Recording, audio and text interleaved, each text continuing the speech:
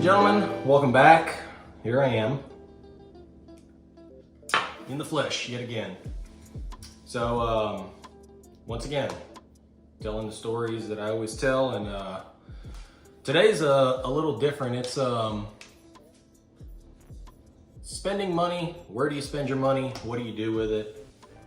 And once again, watches came up, and at work, and I'm talking with one of my coworkers, and he says, so what are you getting next? What are you doing with your money? And I showed him a watch that I want. It's a Vacheron Constantin watch, and he looked at it, and obviously that's kind of a goal that I've set for myself. I'll get it at some point, not right now. It's, you know, $27,000 is a bit steep for a lot of people by any stretch of the imagination. So I was looking at that watch, and he says, I don't wear watches much, but I'd love to get a watch. They seem like a great investment, which I agree with. They're a very good investment if you buy the right watch. And he said, maybe I should start somewhere, you know, $1,000 or under. And that was where we got into the conversation of, if you want a watch because you want to buy a nice watch, where do you draw the line, and how much is comfortable, and what should you do? Because we're going to be honest, the discussion is, do you buy a luxury watch, or do you buy a shit watch just because you're going to put it on your wrist and have a watch every day? Which is an interesting conversation, mainly for the monetary value that you're spending on it and whatever somebody's budget might be. Now, do I think just because you buy a random no-name watch, should you just avoid buying a watch altogether? That's not what I'm saying. I think everybody should have a watch. Everybody should put a watch on their wrist.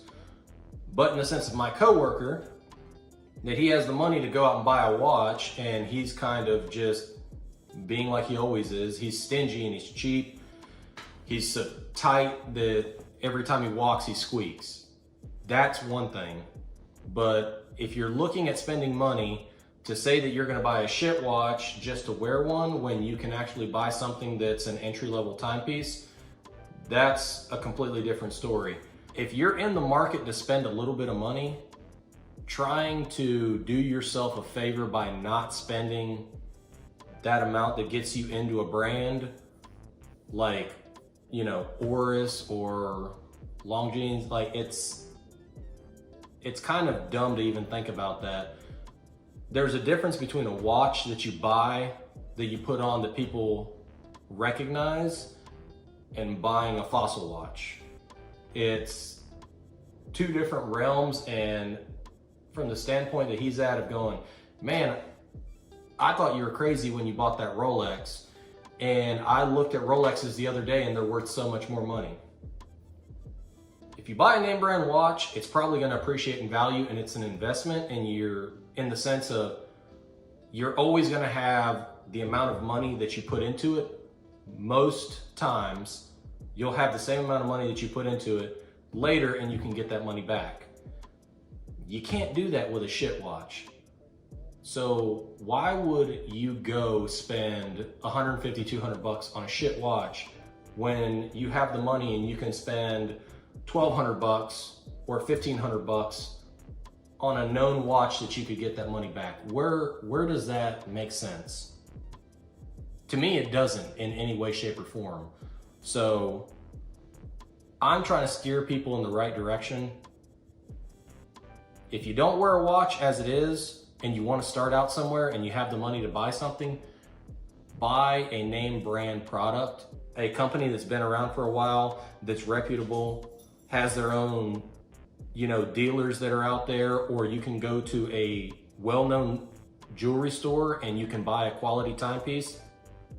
Something happens, you can have it serviced by them. They have their own in-house movements. They have their own service centers. You know what I mean?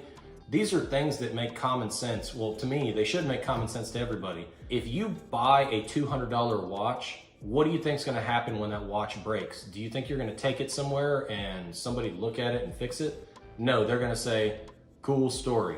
throw it in the fucking trash can and go buy another one. It's a fossil watch. You paid 180 bucks on sale. That's the difference between buying a luxury timepiece and buying a shit watch. Nobody wants a cheap fashion watch. Everybody sees it, everybody knows what it is. It doesn't get you anywhere, and to me, it's honestly a waste of money. I would rather have one entry-level quality timepiece over having 6 fossil watches that were on sale for 140 to 180 bucks. Like what does that do? You have a bunch of watches, you switch them all the time, and within a year or two, they're gonna be all beat up and they look like crap and they don't work anymore. I would rather wear one good watch every single day and somebody say, hey, that's a cool watch, Lewis. I like your watch. What are you getting next? In due time, I'll save. You know what if you have your money and you can save $100 a week, every year for Christmas, you can buy yourself a new watch, a new $1,200, $800 watch. There's tons of brands out there with a bunch of different price ranges where you could get in. Hey, you might get one early this year. You might get, take that little bit extra from this year, put it to next year, get yourself a $1,500 watch. It's not that big a deal. People wait all the time. I've waited for mine. Don't go out there and buy shitty timepieces just so you can say you have something on your wrist when you have the money to spend a little bit more and get something that's a quality timepiece that you're gonna have, and you'll potentially be able to pass it on to your children. It's a good place to be. I like every one of you that watches this video, so I'm gonna say click like, click subscribe. I appreciate every one of you guys that does it. And if you got any questions, comments, or concerns, put them down below. I read all of them and I try to respond to every single one of you guys. Let me know if you want to see a new video. Any thoughts? I'm here. I'm here to answer questions. Till the next one.